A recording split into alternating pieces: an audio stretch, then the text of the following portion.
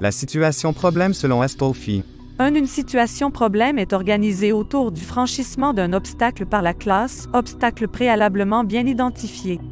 2. L'étude s'organise autour d'une situation à caractère concret, qui permet effectivement à l'élève de formuler hypothèses et conjectures. Il ne s'agit donc pas d'une étude épurée, ni d'un exemple ad hoc, à caractère illustratif, comme on en rencontre dans les situations classiques d'enseignement, y compris en travaux pratiques.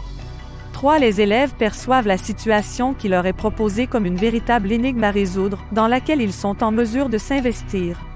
C'est la condition pour que fonctionne la dévolution. Le problème, bien qu'initialement proposé par le maître, devient alors leur affaire.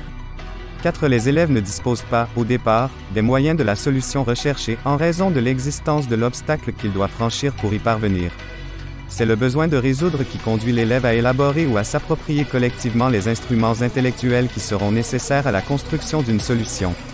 5. La situation doit offrir une résistance suffisante, amenant l'élève à y investir ses connaissances antérieures disponibles ainsi que ses représentations, de façon à ce qu'elles conduisent à leur remise en cause et à l'élaboration de nouvelles idées. 6. Pour autant, la solution ne doit pourtant pas être perçue comme hors d'atteinte pour les élèves, la situation problème n'étant pas une situation à caractère problématique. L'activité doit travailler dans une zone proximale, propice aux défis intellectuels à relever et à l'intériorisation des règles du jeu. 7. L'anticipation des résultats et son expression collective précèdent la recherche effective de la solution, le risque pris par chacun faisant partie du jeu.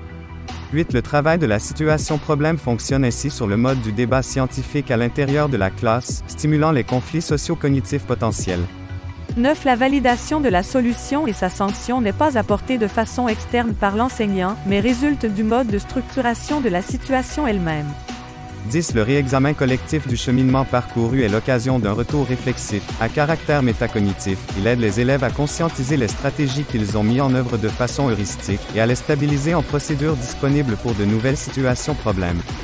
Tiré de Jean-Pierre Astolfi, placer les élèves en situation problème PROBIOREVUE, vol. 16, numéro 4, décembre 1993.